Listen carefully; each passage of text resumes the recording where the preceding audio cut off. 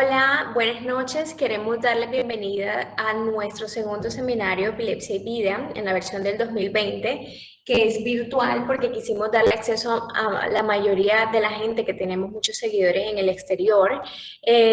Hoy tenemos una charla súper importante, ya que basada en el uso del cannabis como alternativa o complemento para tratar epilepsia de difícil manejo o las epilepsias refractarias. Y en el día de hoy queremos agradecerle a todos los asistentes que mientras están con nosotros mantengan cerrados sus micrófonos y sus cámaras para que no hayan agentes distractores. Hoy nos va a acompañar el doctor Orlando Carreño, quien es expresidente de la Liga Colombiana contra la Epilepsia. Actualmente es el director científico del Grupo Antioqueño de Neurólogos.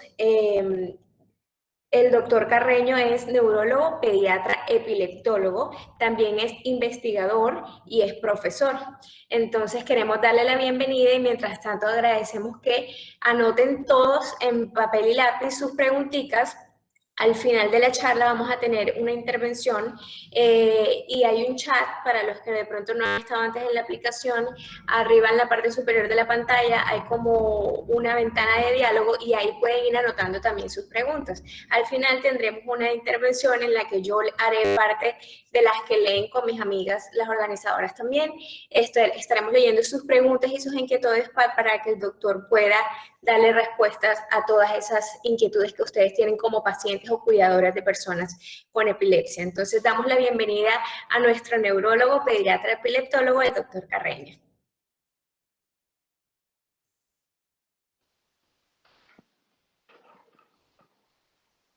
Buenas noches, ¿ahí me están escuchando? Sí, doctor. Sí, señor. Ya está comenzando a compartir pantalla. Ya está proyectando. Buenas noches, gracias Carolina, Lía y todas las personas de amigos Púrpura, guerreros Púrpura y todos los Púrpura que ya somos muy amigos todos acá en este grupo.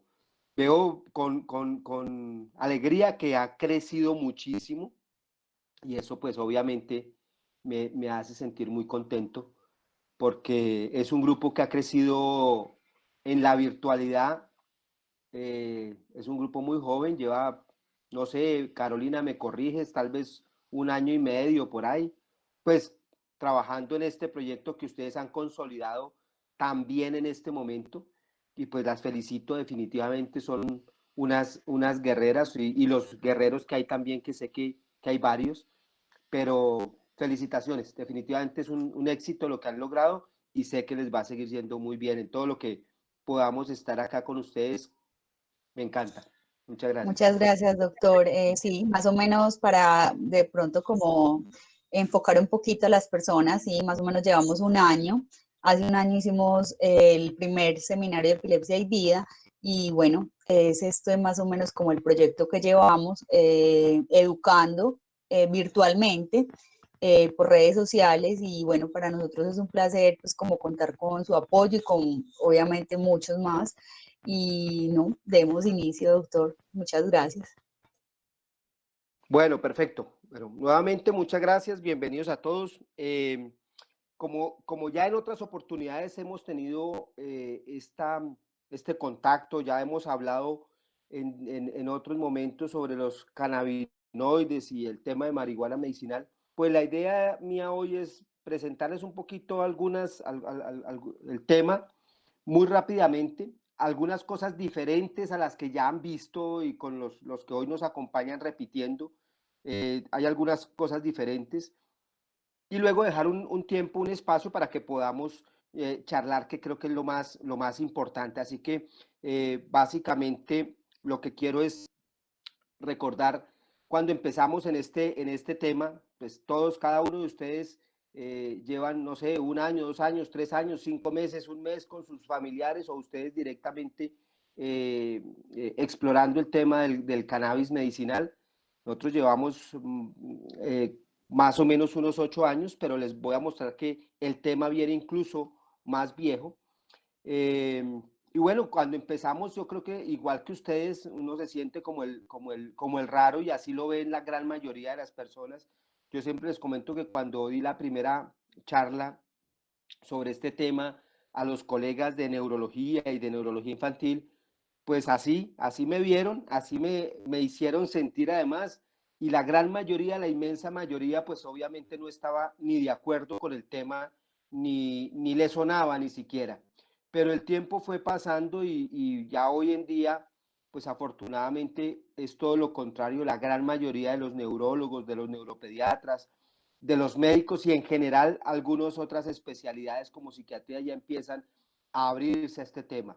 Los médicos generales, incluso los médicos de familia y los médicos integrativos han sido más abiertos a este tema, tal vez porque ellos han estado más cercanos al tema de las medicaciones no convencionales o tratamientos alternativos, mal llamados alternativos. Como ustedes pueden ver, el cannabis como medicación no es nuevo. Aquí vemos un producto que promocionaba un laboratorio muy reconocido que se llama Park Davis. Park Davis fue uno de los laboratorios, los primeros laboratorios farmacéuticos que existió en el mundo y una de las gigantes que se fusionó hace más o menos unos 15, 18 años y fue absorbido por otros laboratorios. Creo que Park Davis lo compró finalmente lo que es Johnson y Johnson hoy en día y laboratorios Janssen. Entonces, ellos hace más de 100 años vendían cannabis americana, extractos del cáñamo. En esa época era igual que muchos de los productos que se consiguen hoy, cáñamo. Venía en esta presentación también, que era la flor, así como la están vendiendo, dispensando hoy en Estados Unidos, cuando en los estados que es legal la dispensación de la marihuana medicinal. Pero miren cómo los pacientes en Estados Unidos no tienen las ventajas que puede que tengamos en nosotros acá. Allá tienen que conseguirla en flor y prepararla en sus casas de la manera que mejor puedan. Así que así es que se vende en Estados Unidos este tipo de marihuana medicinal. Ya obviamente medicaciones como el Epidiolex o el Sativex, que son productos farmacéuticos a, a base de cannabidiol, pues ya se empiezan a conseguir más fácilmente en farmacias y en supermercados de cadena en los Estados Unidos.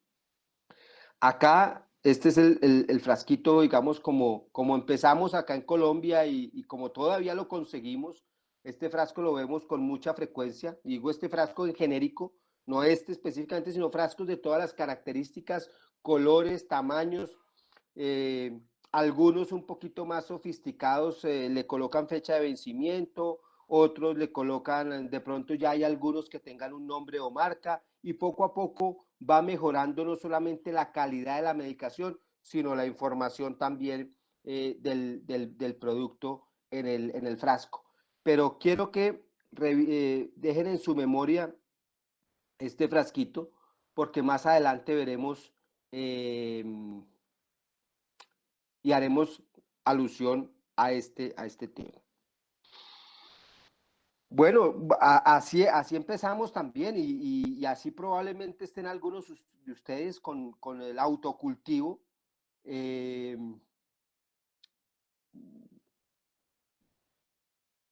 lo tendrán legalmente de pronto en sus casas o quienes empezaron siendo pioneros, no voy a decir nombres, pero muchos de ustedes conocen a los pioneros del tema de la marihuana medicinal que incluso antes de que estuviera más reglamentada o existiera la reglamentación, incluso pues tuvieron muchos problemas legales y entraban y salían de estos problemas, pero seguían luchando por demostrar que el cannabis tenía un potencial terapéutico, medicinal y por brindarle a los pacientes y a las personas que lo necesitaban aquí en el país, pues esta alternativa.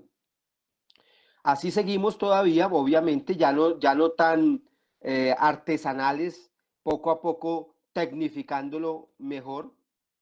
Y como les comentaba, los médicos, pues poco a poco hemos ido entrando también en el conocimiento y en la onda del cannabis medicinal. El área de neurología ha sido muy reacio y desafortunadamente o afortunadamente la condición que abrió las puertas al tema del cannabis medicinal a nivel mundial fue la epilepsia. Todos conocemos la historia de la niña Charlotte en California, que fue, digamos, quien puso en los medios de comunicación este tema. Desafortunadamente, pues ella falleció este año por el COVID, pero su familia fue una luchadora y fue una niña con un síndrome de Dravet que después de tener 150 o 200 crisis y un retraso importante en su desarrollo, a lograr empezar el aceite de cannabis que le fabricaron uno de los pioneros en los Estados Unidos, los hermanos Stanley, pues mejoró radicalmente. Seguía con crisis, pero hacia una cada 2 meses o cada 3 meses, y su desarrollo indudablemente mejoró radicalmente, como lo vimos en los medios de comunicación y en las noticias hace ya varios años. Así que poco a poco la academia y los científicos fuimos metiéndonos más en el tema, cuando hacia el año más o menos 2014 empieza la Liga Internacional contra la Epilepsia, la Academia Americana de Epilepsia de los Estados Unidos y la revista más importante del tema, que se llama Epilepsia, a sacar algunos artículos y a mostrarnos el tema como más desde el punto de vista académico y científico, y entonces los médicos, los neurólogos empiezan ya a aceptarlo más fácilmente. Aquí vemos entonces varios artículos, luego viene una cantidad que han salido en esta y en otras revistas relacionadas con el tema, y poco a poco pues obviamente han ido sensibilizando a todos los profesionales del área médica para que podamos entenderlo. Como muchas de las situaciones, en pediatría es donde más se utiliza y donde ha tenido más crecimiento el tema, pero desafortunadamente en pediatría es donde a veces encontramos más dificultades, pero bueno, poco a poco vamos mejorando estas. Miren ustedes cómo en el año 2012, esta es una publicación de Acta Neurológica Colombiana que hicimos en el año 2012 sobre el tema del complejo de esclerosis tuberosa.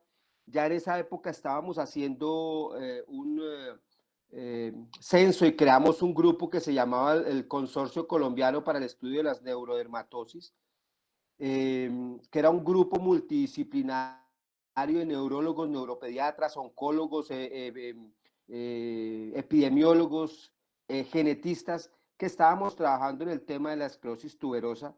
En esa época hicimos también investigación con otra medicación, otro tratamiento de un laboratorio, básicamente para tratar algunos tumores relacionados con esta condición de la esclerosis tuberosa. Y este artículo no lo tiene el caso de un paciente que coincidencialmente en esa época, 2012-2013, estaba con el tratamiento de la medicación de investigación, pero su familia también le daba aceite de cannabis. Nunca en ese momento, hace 7, 8 años, entendimos por qué había sido uno de los pacientes que más había mejorado.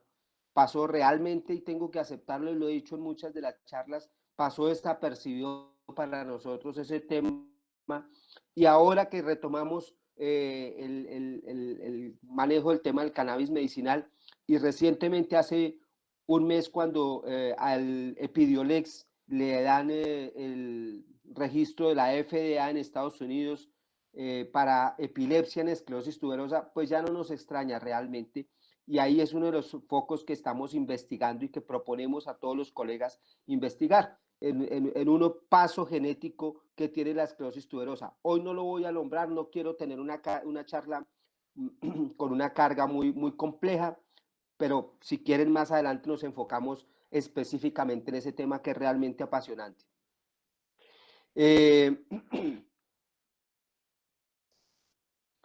Miren ustedes cómo en el año 2010 ya había publicaciones en revistas internacionales de esta que es una revista de química, de farmacéutica y de neuroquímica muy importante. Hablaba de los receptores del cannabis, de los cannabinoides, CB1 y CB2. Hablaba de los receptores en relacionados con los gliomas, que es un tipo de tumor muy agresivo a nivel del sistema nervioso central, de cerebro. En la esclerosis tuberosa hay un tumor muy característico que se llama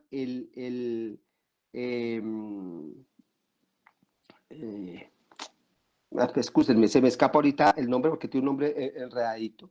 Perdón, astrocitoma subependimario de células gigantes, que es un tumor característico de la esclerosis tuberosa y es de la familia de los gliomas.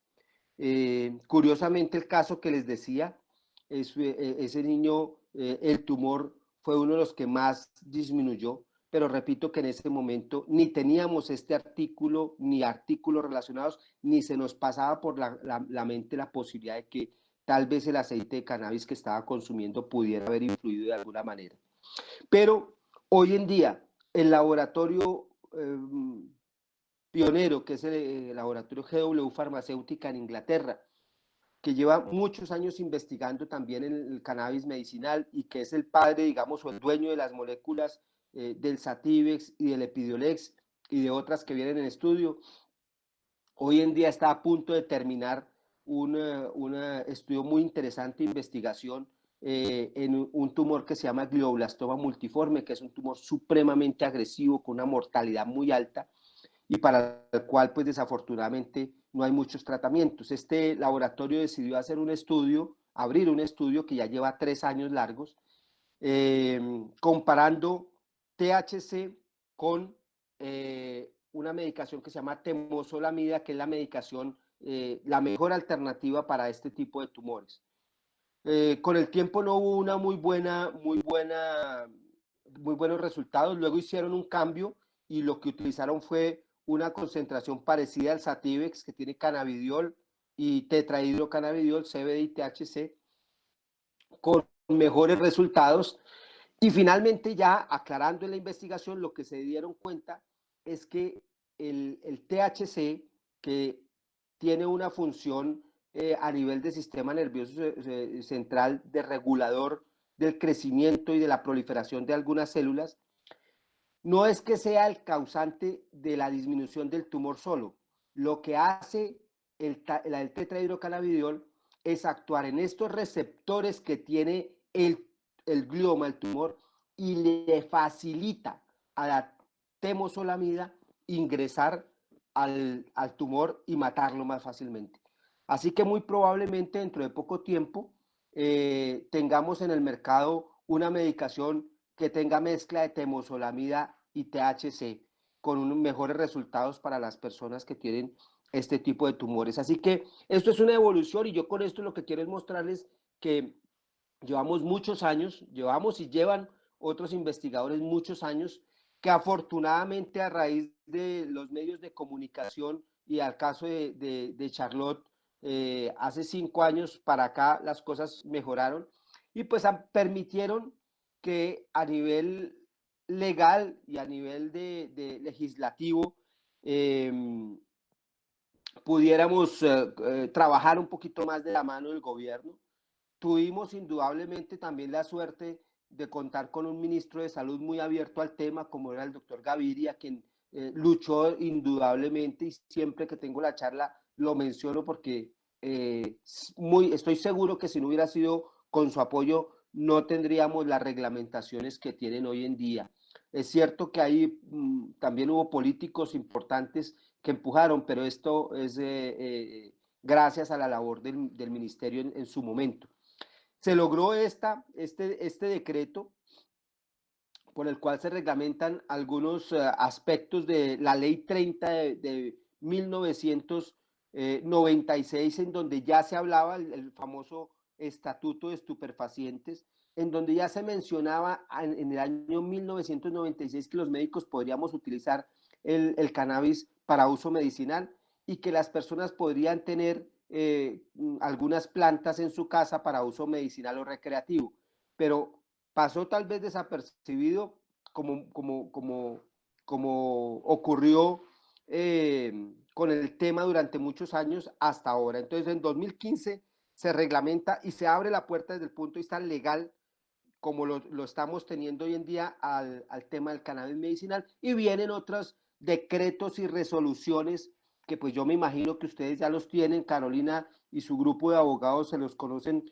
perfectamente y pues obviamente es importante que los conozcan porque es parte de las ganancias y de los logros que han tenido los llamados guerreros púrpura en este caso.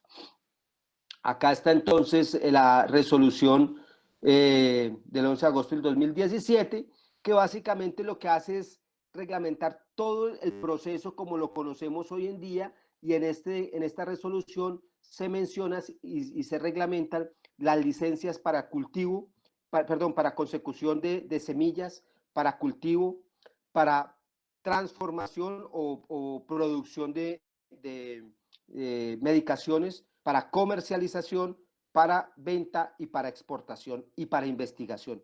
Cada uno de estos temas tiene una licencia específica y en cada una de estas licencias intervienen diferentes entes gubernamentales, ya sea el Ministerio de Salud, el Ministerio de Agricultura, el Ministerio de Justicia, el Ministerio de Comercio Exterior, el Fondo Nacional de Estupefacientes, etcétera, etcétera. Entonces, es importante que ustedes conozcan y revisen con su grupo de abogados de las asociaciones para que entiendan de dónde viene y, lo más importante, para dónde vamos, qué se pensó cuando estábamos haciendo o cuando estaban haciendo y trabajando en todas estas reglamentaciones.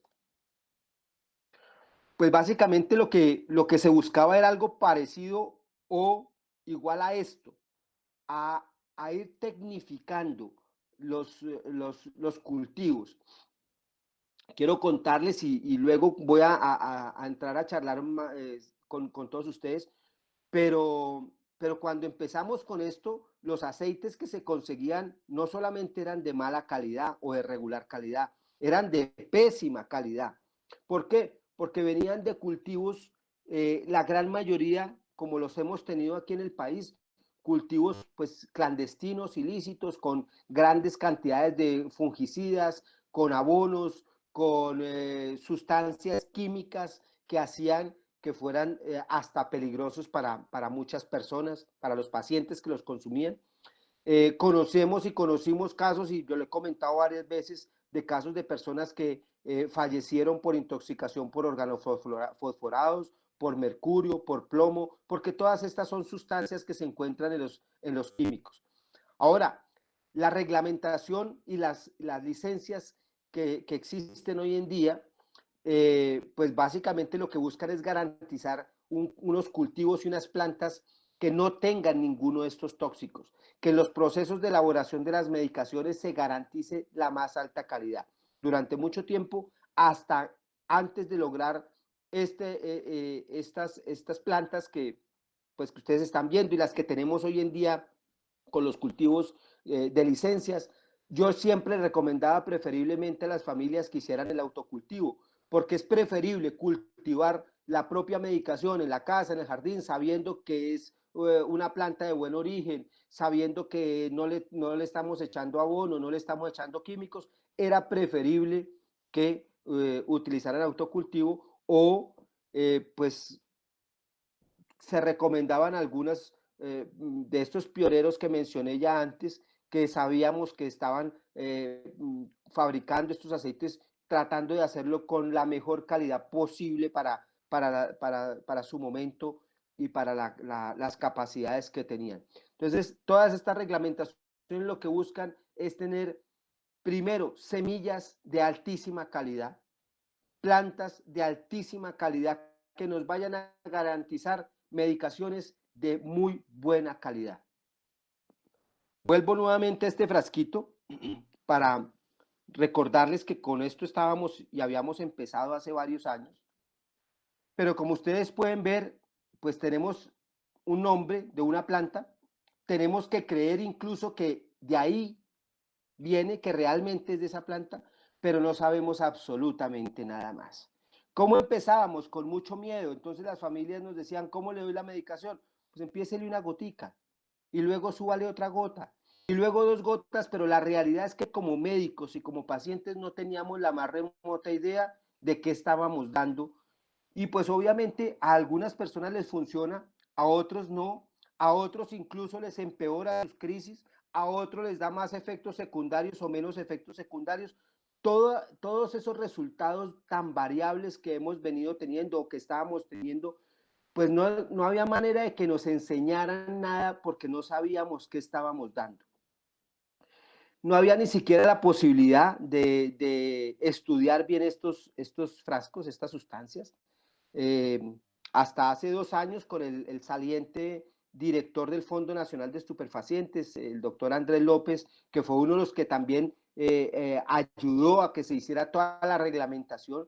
Con él hacíamos una revisión, cada vez que teníamos un frasco nuevo se lo enviábamos y en el Fondo de Estupefacientes nos hacían todos los estudios y ellos fueron los que nos ayudaron a saber que teníamos una cantidad de tóxicos en todos estos frasquitos y una gran variabilidad de sustancias. Sin embargo, hoy en día, como lo que queremos y exigimos es calidad y queremos que nuestros pacientes siempre estén mejor y que sepamos qué es lo que estamos dando, es que hoy sí podemos hacer evaluaciones. Quiero mostrarles esto, no doy nombres, no digo absolutamente nada de diferente a lo que les voy a comentar. Si ustedes ven acá, esto es uno de los varios laboratorios que hoy en día están certificados y con los cuales podemos hacer estudios de los aceites que tenemos en el medio. Cada vez me vuelvo más incrédulo a lo que está escrito en el frasco y prefiero cerciorarme, sobre todo cuando al paciente no le está yendo bien. Cuando le está yendo bien, pues realmente si las cosas están bien y el aceite no es de la mejor calidad, pues bueno, pero si le está yendo mal, pues yo sí quisiera saber por qué le está yendo mal. Muchos de ustedes o muchos pacientes que ustedes, personas que ustedes conocen han probado 1, 2, 3, 4 frascos diferentes y llegan a la consulta y me dicen es que este es el 1 a 3, este es el número 7 que trae concentración de 1 a 20, este es el número tal y bueno, suponemos, la realidad, como ustedes ven acá, es que este frasco es un frasco que se supone tiene una concentración de 1 a 20 y aquí lo que estamos viendo es que tiene una concentración real de 1 a 9. Entonces yo me pregunto cuando tengo estos resultados, si estamos dando lo que se supone estamos dando, pues obviamente si los resultados no son los esperables es porque ya sabemos que no estamos dando la dosis que deberíamos dar. Este es una concentración de 1 a 3 y ustedes ven que realmente tiene una concentración de 1 a 1.7. Uno de, acá, perdón, la flechita, este es THC total, este es CBD total. Entonces tenemos una concentración real de 1 a 1.7. Este es THC total, CBD total. Tenemos una concentración de 1 de THC por 9 de CBD, cuando yo esperaría, según los productores de este aceite, que tuviera una concentración de 1 a 20. Les dejo solamente esta inquietud para que hablen con sus médicos. En lo personal, cada vez me vuelvo más exigente con lo que encuentro en el mercado. Hemos trabajado con los médicos, con los colegas, entonces creamos la Asociación Médica Colombiana de Cannabis Medicinal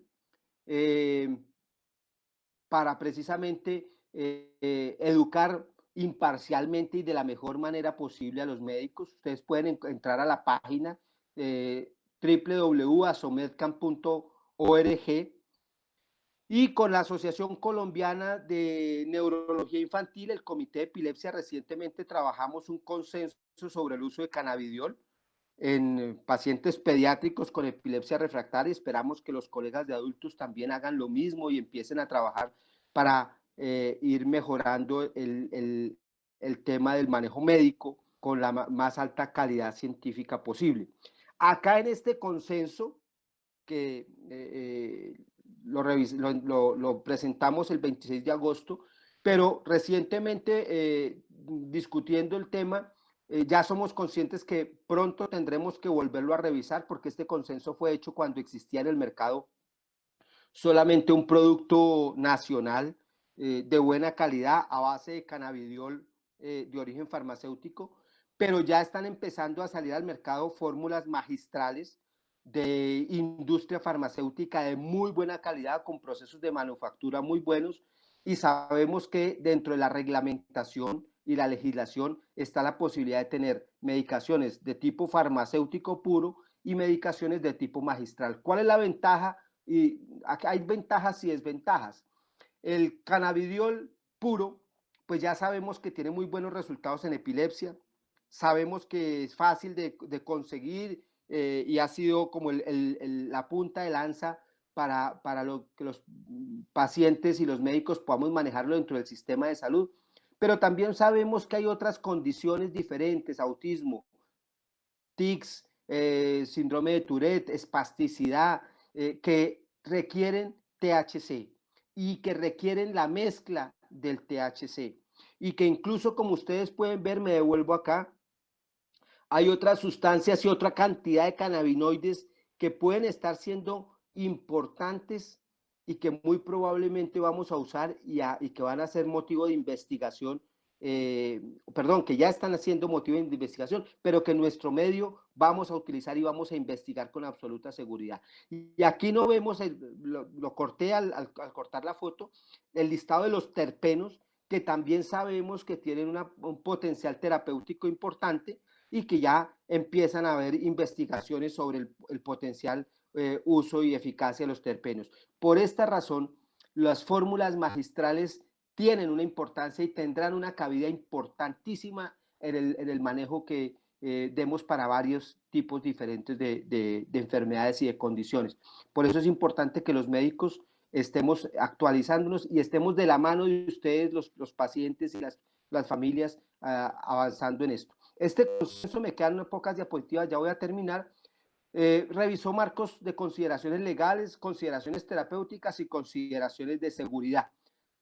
No lo voy a presentar, les voy a contar algunas de las recomendaciones que se dieron y que abren la luz y facilitan a los médicos poder atender más fácilmente, excúsenme la redundancia, a los niños que tienen epilepsia.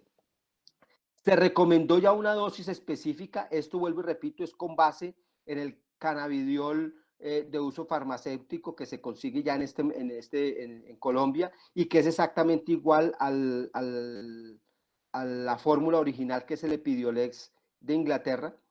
Y miren por qué es importante que sepamos qué hay en los frasquitos y que los midamos, porque ya necesitamos saber que la dosis esté entre 10 a 20 miligramos por kilogramo al día.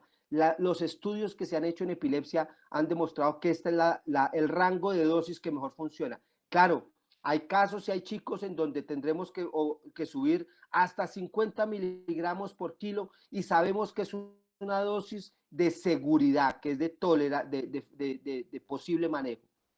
Por eso ya no manejo frasquitos que no sepa qué es lo que contienen. En los estudios disponibles, el CBD no ha demostrado producir efectos psicoactivos ni de adicción, ya lo sabíamos, pero fue la recomendación de ese consenso médico. Los productos aprobados por el INVIMA garantizan la seguridad de su uso en los pacientes que lo requieran según su indicación aprobada. Quiero decirles que esta medicación de cannabidiol para epilepsia fue aprobada en Colombia para dos indicaciones: síndrome de Dravet y síndrome de Lennox-Gastaut. No para epilepsia refractaria en general, no, para epilepsia refractaria por síndrome de Dravet o por síndrome de Lennox-Gastaut. Yo sé que los pacientes y las familias y los padres van a decir, pero ¿por qué nos limitan tanto? Pues muy sencillo, los laboratorios tienen la obligación a nivel mundial que hacer estudios que demuestren seguridad y eficacia en las diferentes patologías.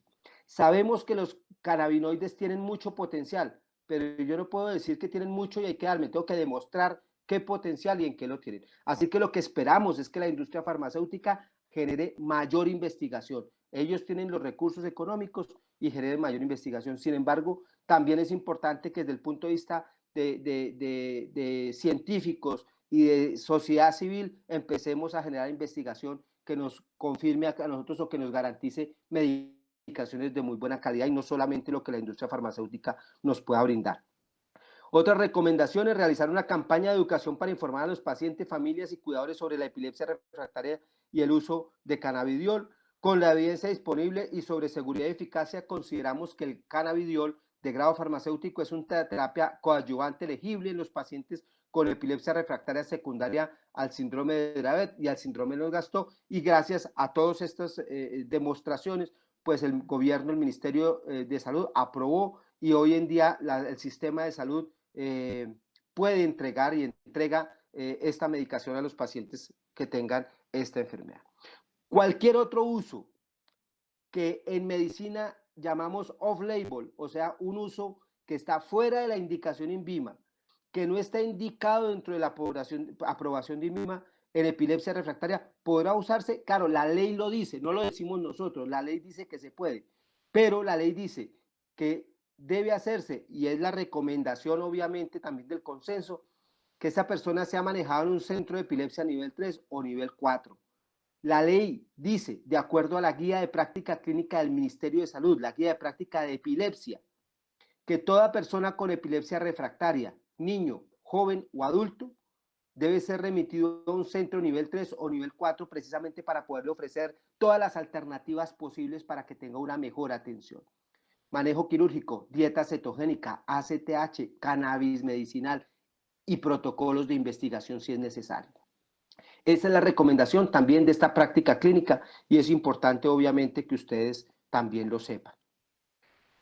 Finalizo, pasé del frasquito a esto y quiero que ya no sigamos hablando de la marihuana medicinal ni el cannabis medicinal, sino como médicos y como pacientes hablemos de los cannabinoides terapéuticos y sé que van a tener no solamente en epilepsia, sino en muchas otras condiciones un potencial importantísimo que nos van a ayudar a mejorar la calidad de vida de todas las personas que tengan alguna condición, no solo neurológica, sino de muchas otras áreas.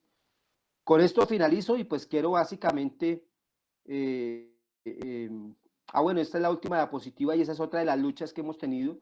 El Epidiolex está costando alrededor de $350. Muchas de las medicaciones que vienen de afuera son medicaciones de 200, 300 y hasta $700 y eso es absolutamente indignante, imposible para nuestro medio y para cualquier país.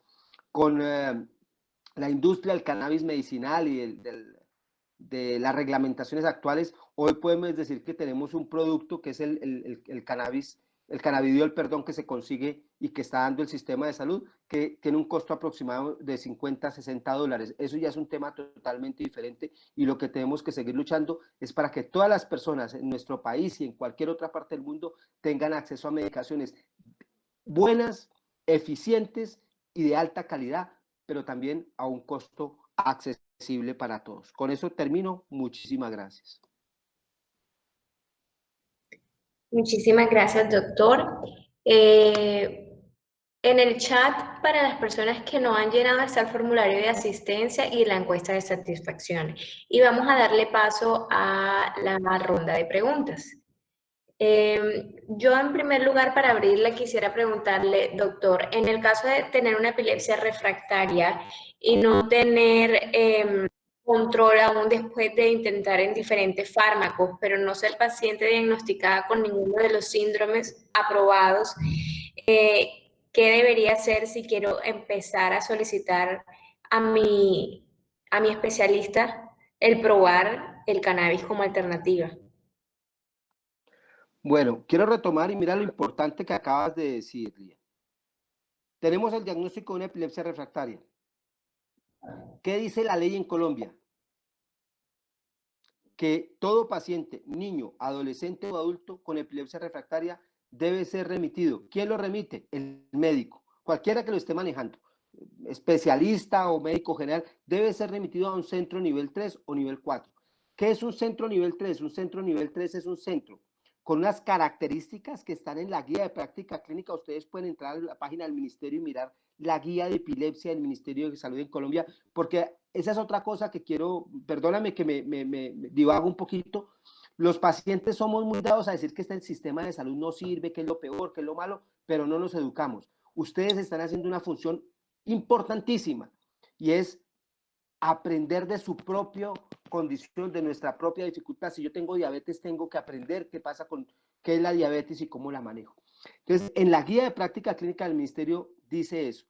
Eso significa que hay un grupo interdisciplinario, como mínimo debe haber un grupo. Una persona con epilepsia refractaria ya deja de ser de manejo fácil y ya no puede estar en manejo de un solo médico. Si tiene su médico tratante, indudablemente, pero ese médico debe tener el apoyo cuando lo necesite, de un grupo interdisciplinario. Y eso significa que si estoy en un centro nivel 3, que es médico, clínico, y uno nivel 4, que es quirúrgico, como paciente tengo la posibilidad de que mis médicos especializados en epilepsia me abran la posibilidad y el panorama a todo tipo de tratamiento. ¿Sí? Sería increíble que yo tuviera cáncer y le estuviera diciendo a mi médico que por qué no me da un tratamiento de quimioterapia. Pongo solamente un ejemplo grande. ¿Sí? Entonces, lo que buscamos es que los pacientes tengan acceso a la mejor calidad, a la mejor alternativa. Y los médicos que tengamos las herramientas, pero que las usemos. Si existen, usémoslas. ¿Sí? Hoy en día no tendría ningún sentido que una persona tenga un diagnóstico, un síndrome de Dravet o un síndrome de Lennox-Gastaut, siga con crisis, no tenga control adecuado a pesar de las medicaciones que esté, y no tendría sentido que el médico que lo esté manejando no indique cannabidiol, porque no solamente tiene la herramienta, sino que además es la indicación, tengo que hacerlo, tengo que hacerlo. No significa entonces que el paciente, y quiero aclarar esto, el cannabidiol o los cannabinoides, o si quieren el cannabis medicinal, no es infalible, no es la mano de Dios en un frasquito, es una muy buena alternativa terapéutica, pero hay personas a las que tampoco le funciona, pero en ese centro nivel 3, mi médico tendrá la posibilidad de darme otras alternativas. Ustedes no se imaginan, o bueno, probablemente sí se imaginan y algunos incluso lo tengan. Hay muchas alternativas de otras medicaciones, de tratamientos de investigación, de dieta cetogénica, de ACTH, de estimulación de nervio vago, de estimulación cerebral profunda, muchas alternativas que lo importante es que las tenemos ahí y las podemos utilizar. Perdóname que me extendí mucho, pero quería No, ampliar esa. tranquilo porque a todos nos interesa mucho. Retomando un poco sus palabras de que el método no es infalible, una de las dudas que siempre surgen para las personas es creer que el cannabis puede ser cura. Entonces, vamos a la siguiente pregunta en la que alguien manifiesta, doctor, tengo una duda, ¿el cannabis puede curar el tipo de epilepsia que yo tengo generalizada primaria? Gracias. El cannabis no cura nada. El cannabis es otra alternativa de tratamiento. ¿Sí? Epilepsia mioclónica juvenil, una medicación muy buena, ácido valproico. La motrigina, por poner solamente dos ejemplos. Hay pacientes que empiezan con la epilepsia mioclónica juvenil, se les empieza la medicación y no vuelven a tener una sola crisis durante 5, 6, 7, 8, 10 años. ¿Sí? La medicación los curó, no, los tiene controlados. Acordémonos que epilepsia mioclónica juvenil es una epilepsia genética, y las epilepsias genéticas en general, la mayoría son autorreguladas, empiezan a una edad y tienden a desaparecer.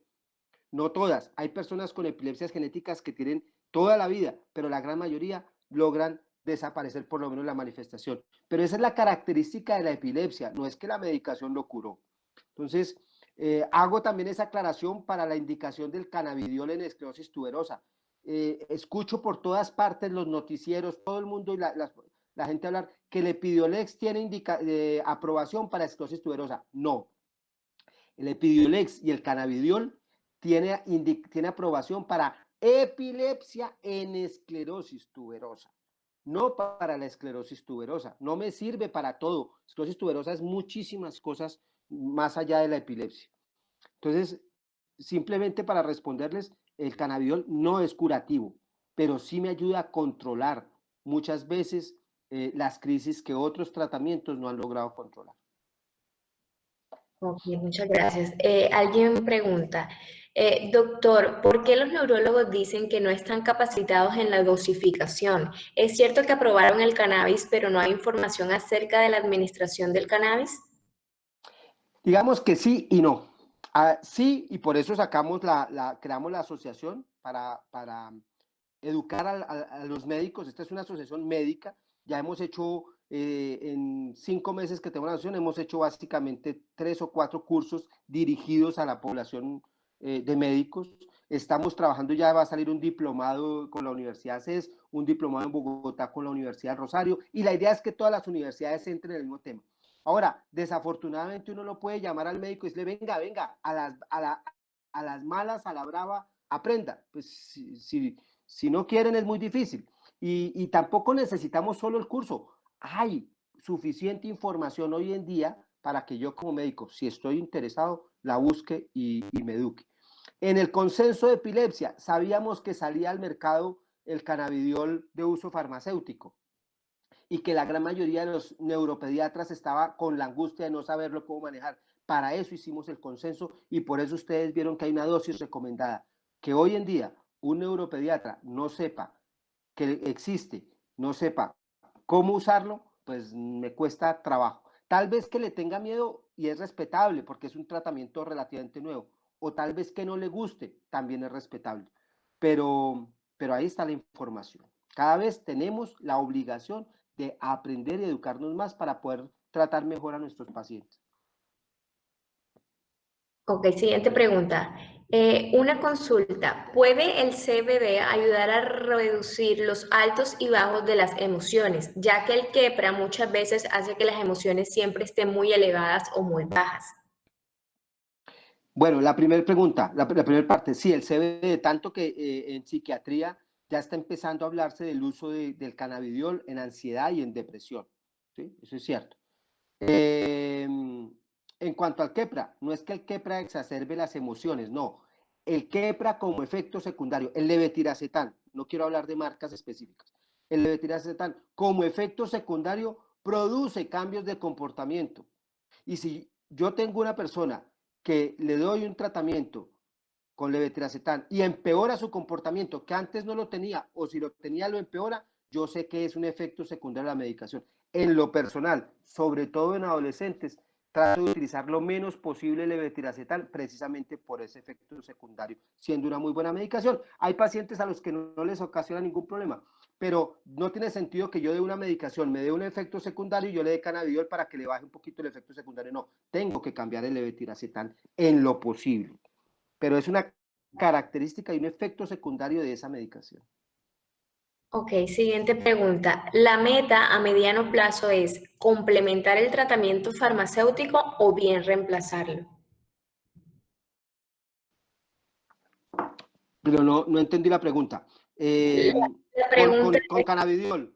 sí, que si la Ok, meta es complementar o reemplazar.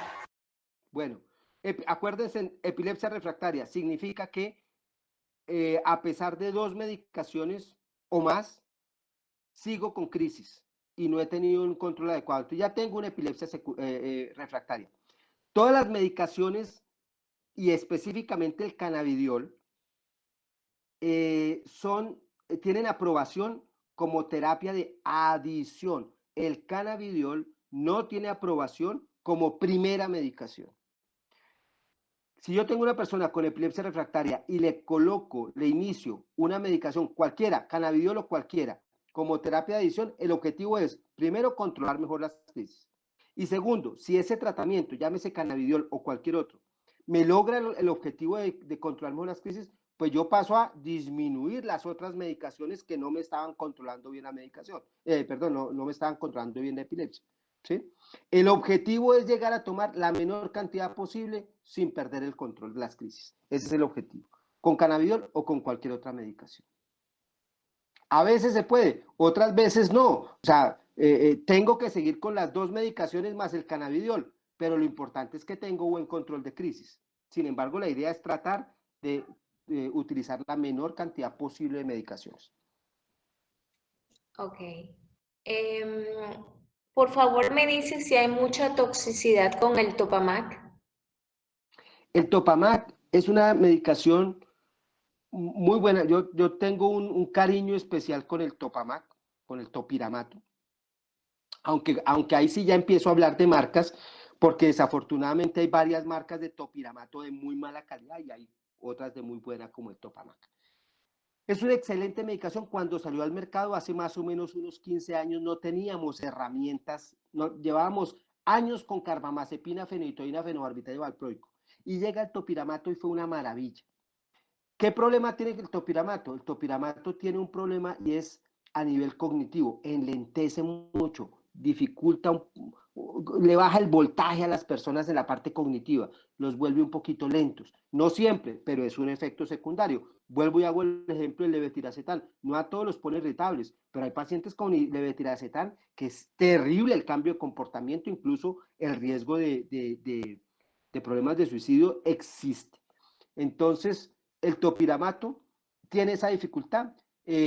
Generalmente uno de los problemas es que lo inician y aumentan las dosis muy rápido, hay que empezarla y aumentarla muy despacio, pero tiene no toxicidad hepática, no tiene a nivel renal, aumenta un poquito la producción de cálculos o el riesgo de cálculos. Yo siempre le digo a los pacientes tomen bastante agua y llevo muchos años y no he visto cálculos por problemas de topiramato, pero sí dificultades. Y si yo tengo una persona, voy a hablar de los niños en este caso puntual, que tiene buen rendimiento escolar, que tiene buena capacidad en su proceso de aprendizaje, le pongo topiramato y lo baja, pues tengo que cambiar la medicación porque yo no voy a cambiar crisis por calidad de vida solamente. Hay que buscar, hay que balancear un poquito, pero es una muy buena medicación que pues obviamente la usamos. Hoy hay otras un poquito con menos efectos secundarios y mejores que usamos más, pero yo sigo utilizando el topiramato con mucho agrado y cuidado. Ok, quiero decirle a la gente que hay algunas preguntas que estoy obviando porque son repetitivas y entonces pues toca darle prioridad a otras. Alguien le cuenta esto como para ver su opinión. Dice, doctor, mi hija tiene epilepsia mioclónica generalizada y quiero llevarla a la clínica en Bogotá, Serenia. Ella está controlada actualmente, no presenta crisis y toma Valgote y lamotrigina, pero quiere un medicamento sin tantos efectos secundarios. La pregunta es, primero, ¿las medicaciones que toma le están ocasionando efectos secundarios? Porque es que una cosa es tener potenciales o riesgos. Todas, ustedes cojan cualquiera. Es más, el mismo cannabidiol tiene una lista de efectos secundarios. Y si ustedes van a utilizar, por ejemplo, en esa clínica que mencionan en Bogotá, utilizan magistrales, tienen riesgos de efectos secundarios, porque son medicaciones. Entonces, la primera pregunta es, ¿la medicación que está tomando ahorita le está ocasionando efectos secundarios? Yo tengo pacientes con valproico que 30, 40 años tomando la medicación y nunca les ha ocasionado ni les va a ocasionar problemas. Entonces, esa sería básicamente la primera pregunta que uno se haría. Si yo tengo algo que está bien, yo siempre le digo a la gente, cuando las cosas van bien, ¿para qué cambio? O sea, tengo que tener una meta clara, porque si no, puedo incluso caer en la descompensación que ya había ganado. Entonces, no hay medicaciones inocuas, hay medicaciones con más o menos efectos secundarios o con más riesgos que otros, pero para eso está uno controlando al paciente con sus exámenes, evaluándolo. Si está controlada, pues yo no le cambiaría medicación, salvo que tenga algún riesgo claro o que tenga efectos secundarios importantes. Obviamente buscaría otra alternativa.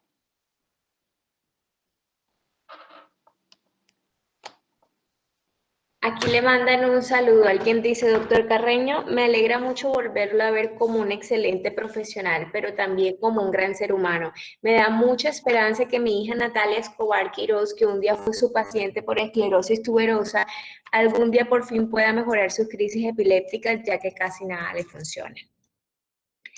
Ese es Sí. uno de los problemas cuando los chicos crecen y se nos vuelven adultos. No los volvemos a ver, pero bueno. Saludo también a Natalia, la recuerdo mucho, claro que sí. Dicen buenas noches, gracias doctor Carreño. En sus charlas obtuve información de cannabidiol farmacéutico que actualmente está tomando mi hijo. Saludos desde Bucaramanga.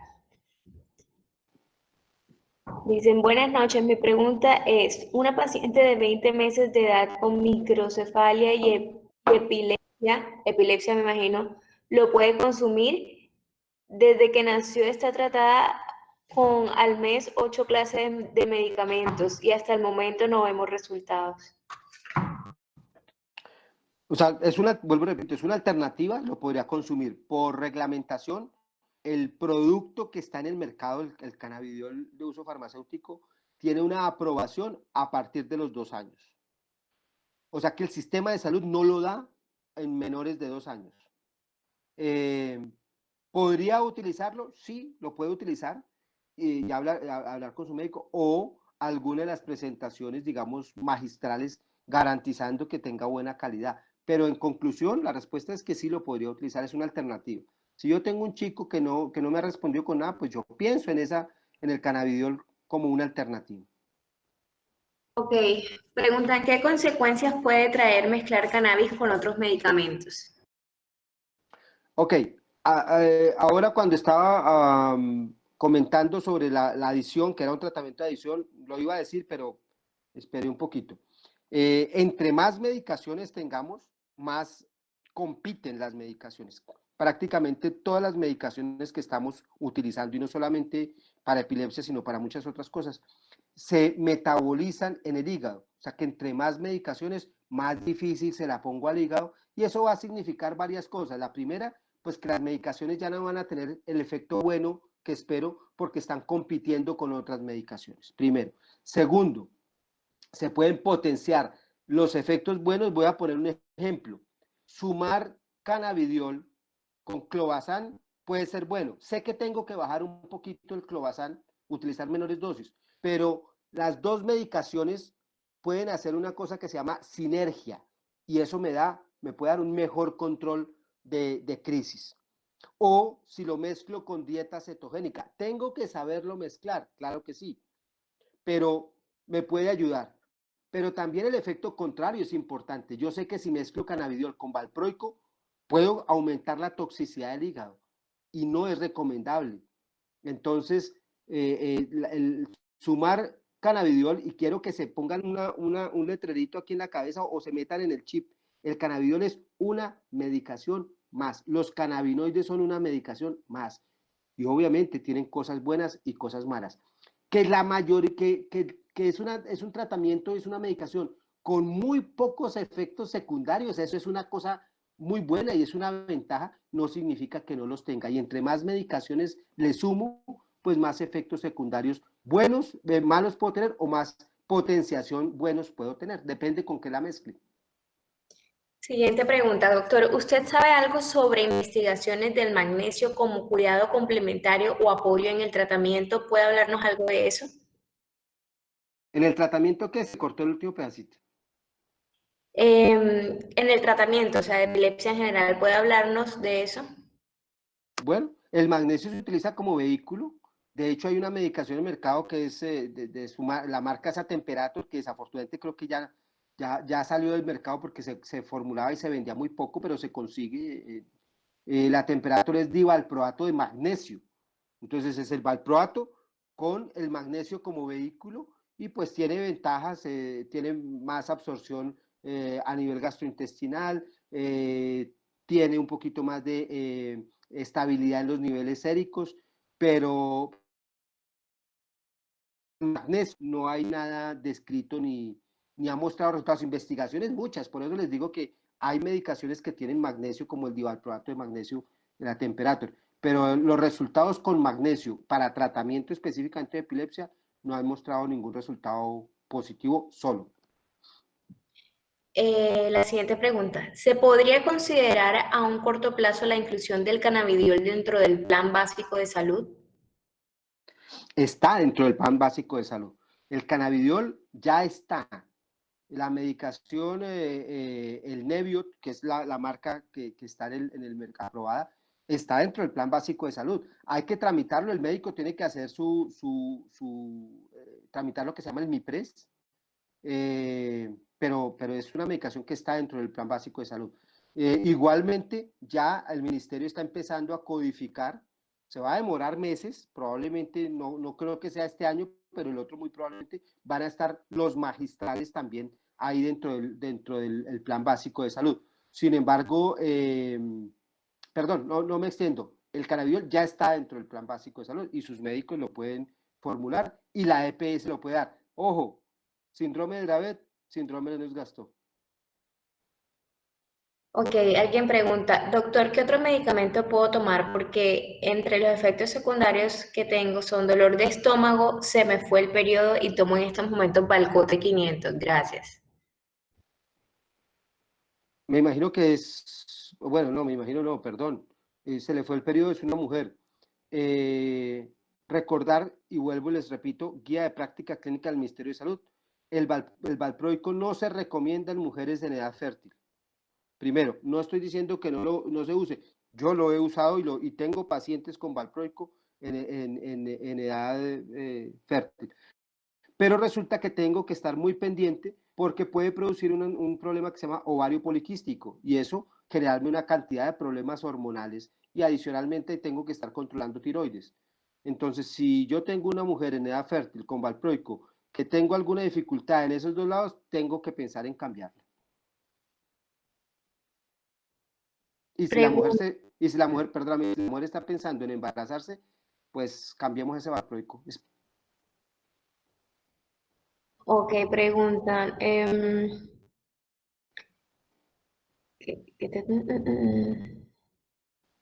Más saludos al doctor Carreño. Varias veces atendió a mi hijo, Steven Rativas. Siempre pregunta por mi hijo. Lleva más de 10 años con dieta cetogénica. Esta dieta la puede tener de por vida. Efectos secundarios como ansiedad, insomnio y subida de peso pueden considerarse críticos o de manejo con psicología o medicina natural. Si es un efecto secundario la medicación, yo lo que tengo que pensar es en cambiar la medicación. ¿Sí? Porque no tiene sentido de cortarme y ponerme una curita. Si no tiene que ver como un efecto secundario, sino tengo adicionalmente problemas conductuales, de comportamiento, de sueño, pues tengo que buscar alternativas ya sea con medicación o con terapia de psicología. Generalmente con ambas cosas. Para una niña de 2 años con epilepsia mioclónica, ¿es bueno medicarla con atemperator? Antes tomaba oxcarbazepina, pero tuvo consecuencias en sus dientes. Saludos y excelentes capacitaciones. Mira que ahí están nombrando la Temperator, ¿sí? O sea, lo que pasa es que ya es muy difícil de conseguirla. El laboratorio que la traía no la volvió a traer básicamente porque no la vendía, entonces pues no era negocio. Es una muy buena medicación, nunca estuvo dentro del plan de salud por el tener el magnesio, nunca lograron meterla, entonces pues era costoso sostener un paciente con esta medicación, pero es una alternativa y es buena. Yo pensaría en otras alternativas que hay en el sistema de salud. Si es una mioclónica, pensaría en el Urbadán, en el Clobazán, pensaría en la motrigina. O sea, hay alternativas, pero la Temperator podría usarse, sí, claro. Si lo tiene, porque puede que sea un paciente que esté en México o esté en Chile o esté en Argentina, no sé de dónde nos estén escribiendo, pero en esos países hay, valproato de magnesio se consigue fácil. Doctor, una pregunta. ¿Alguna mujer que esté embarazada o en edad fértil y esté utilizando cannabidiol puede tener algún riesgo en su embarazo? No está recomendado utilizar cannabidiol ni ningún cannabinoide durante el embarazo. ¿Por qué? Porque no hay ningún estudio que nos haya demostrado seguridad. Lo que sí hay son evidencias de que la marihuana, las mujeres que consumen marihuana de uso adulto, ya no se llama recreativo, tienen mayores riesgos de múltiples condiciones a nivel fetal, y lo que uno ve también cuando ve los niños recién nacidos de madres que tienen consumo de marihuana y de otras sustancias, son problemas importantes a nivel fetales. Entonces, como no hay ningún estudio, ninguno de los laboratorios, y además no es ético, no hay ningún estudio por ahora, no hay recomendación de utilizar cannabidiol en mujeres en embarazo o con ganas de embarazarse. Es exactamente lo mismo que el valproico. Si a mí me llega la chica o la mujer a consulta y me dice, yo me voy a embarazar, pues yo le quito el valproico y vamos preparándonos, ¿sí? Ahora, si me llega con el quinto o sexto mes de embarazo, pues ya es difícil pensar en quitárselo porque lo que fue. Pero sí planeado. Cannabidiol, no hay recomendaciones de uso y yo como médico no lo haría, no lo usaría en una mujer con embarazo o con ganas de embarazarse. Doctor, yo tengo una inquietud muy personal, una pregunta. En el momento está en el plan de salud básico, se puede utilizar el cannabidiol para la epilepsia en los síndromes de Gastaut y de Dravet, ¿verdad? Sí. Pero Si es una epilepsia refractaria, los especialistas, pues digamos que no está escrito, pero los especialistas te sugieren ir a un punto de atención 3 o 4 en el que posiblemente un consenso médico puede llevarte a recetarte el cannabidiol. ¿Cuál es ese pasito que falta para que la ley incluya la epilepsia refractaria si la población no es tan extensa? ¿Qué pasa que no dan el paso por escrito para que la puedan formular para los casos de epilepsia refractaria, pero aún así un grupo de especialistas te la podría aprobar? O sea, ¿qué pasaría o qué faltaría? Todas las medicaciones, todas, tienen que demostrar dos cosas a nivel de cualquier ente regulatorio del mundo: que sean efectivas y que sean seguras. Por eso los estudios de investigación. El cannabidiol, el Epidiolex, que es la molécula original que logró las aprobaciones a nivel mundial, tanto de la Comunidad Europea como de la FDA en Estados Unidos, hizo estudios en Dravet y en Lennox. No han querido invertir dinero en estudios de efectividad y de seguridad en otros tipos de epilepsia y en otras poblaciones, menores de 2 años, por ejemplo. Por esa razón, los entes reguladores no le dan la aprobación, ¿sí? No es que el gobierno diga, yo no quiero, no. Si yo tengo la evidencia, si los laboratorios o quien haga la investigación tiene la evidencia, pues los entes reguladores muy probablemente lo abran, lo hacen todos los días. Uno ve que todos los días hay nuevas indicaciones, etc. Pero ahí, pues obviamente los laboratorios tienen que entrar a demostrar que son eficientes y son seguras. No, podemos decir que sí funciona y que hay un potencial, pero eso es diferente a demostrarlo. Y desde el punto de vista legal, pues obviamente tiene sus connotaciones. Yo voy a decirles, creo que todos son pacientes. Y yo les voy a decir algo bien, muy honesto también, porque cada vez como que los medios de comunicación pretenden poner a los pacientes y a los médicos en contra, y lo están logrando desafortunadamente. Resulta que si yo de muy buena voluntad le formulo algo a un paciente pues que no tiene indicación y le va mal, ese paciente me puede demandar, y yo lo hice de buena voluntad, pero tiene todas las de ganar. Y hoy en día cada vez hay personas demandando a las EPS, etcétera, muchos con razón y muchos pues por buena gentes caen. Entonces el sistema también nos ha llevado a estar un poquito a la defensiva, y eso me parece terrible. Antes era más fácil, antes podíamos sentarnos con los pacientes y charlar y decir, venga, vamos a tomar el riesgo los dos conjuntos. Hoy en día, con tantos temas legales y demandas, la gente no quiere correr riesgos. Y pues obviamente los laboratorios tienen la obligación y la responsabilidad de demostrar que su medicación es eficiente y segura.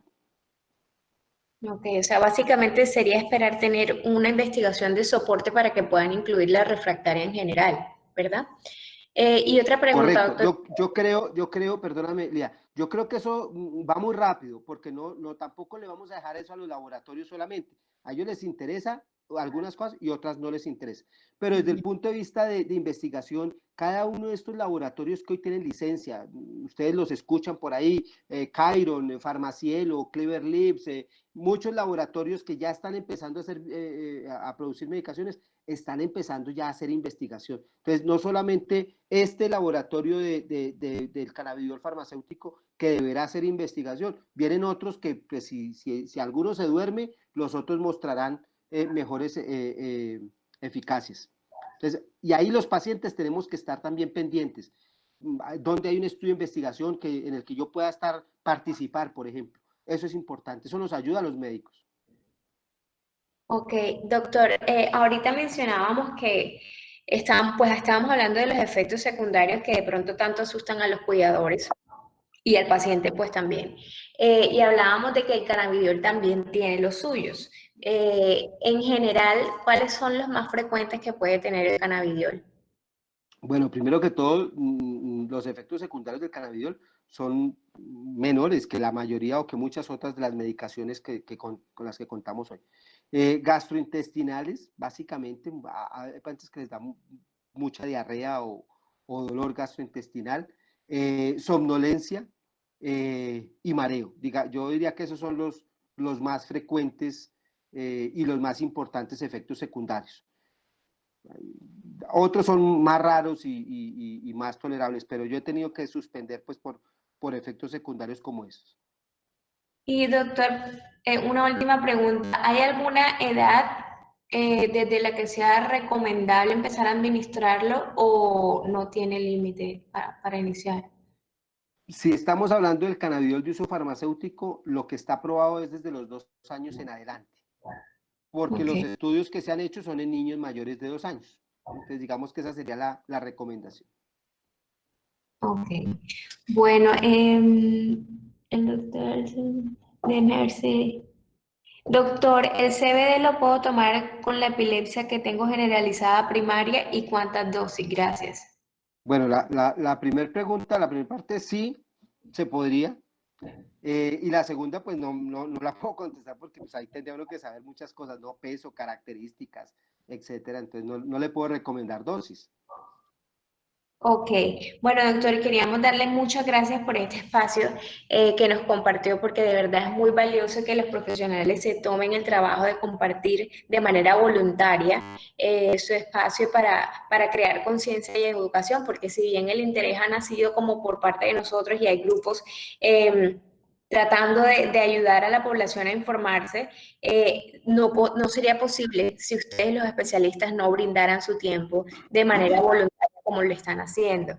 Y pues queríamos agradecerle a todas las personas que nos acompañaron en esta jornada del 2020, porque para nosotros de verdad estos espacios significan mucho. Somos una organización que juntas, cada una trabaja por individual, pero juntas llevamos un año, año y medio, y realmente para nosotros en tan poco tiempo haber ya logrado sacar adelante 2 seminarios en el 2019 presencial y este virtual es un logro importante porque es un sueño que nació como pacientes, o sea, porque vivimos el día a día, porque sabemos cómo se afecta a uno a nivel personal y cómo se puede afectar tu entorno, y pues tuvimos esta capacidad de empoderarnos y de abrir estos espacios y que la gente nos responda, que hayan tantas inquietudes y que haya tanto apoyo por parte de ustedes y de los profesionales que se han dado cuenta pues de la necesidad que había de llenar esos vacíos. De verdad que le queremos agradecer a todos el apoyo tanto a los que asisten como a quienes nos ayudan, en este caso los doctores que se prestaron para brindarnos la información todos los días de esta semana, una hora acompañándonos. Y bueno, esperar que así como respondieron positivamente a este seminario, para otras futuras actividades que hagamos a nivel personal, cada una de nosotras, que nuevamente saludo a Caro de Renacer con Amor, que está en la cámara, a la que está en la cuenta de Líderes Púrpura es Alexandra Escobar, que es la fundadora de Amigos Púrpura, y yo, líder de la iglesia de Fundepsia.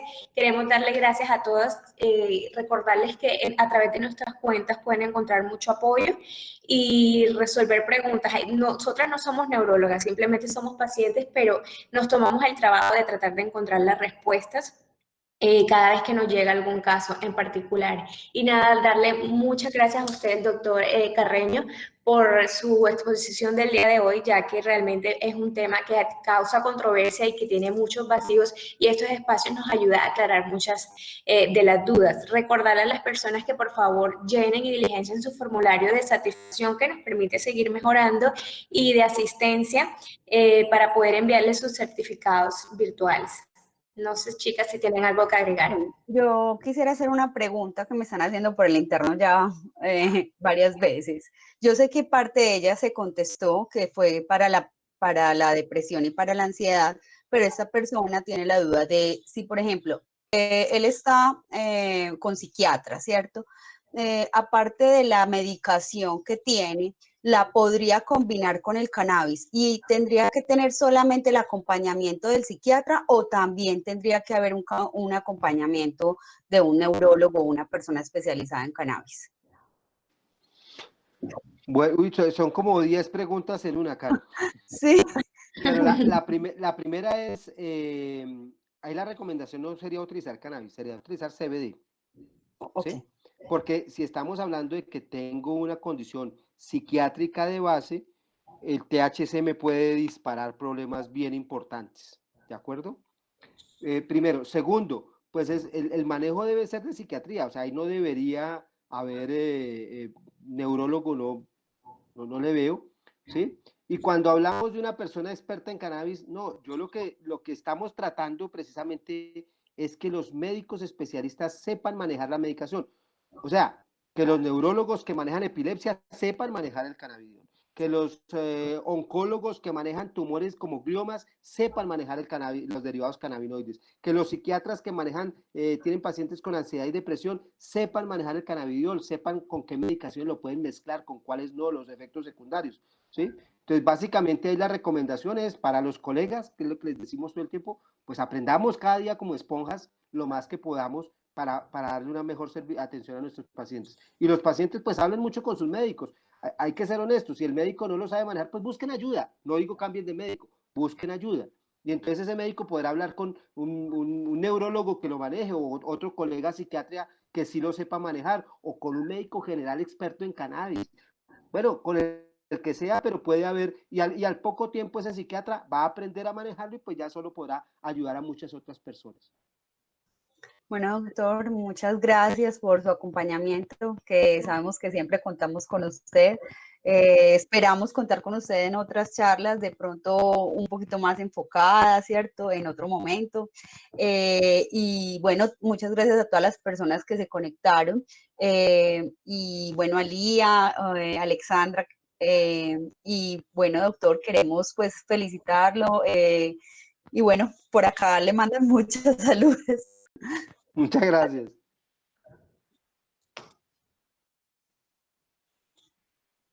Bueno,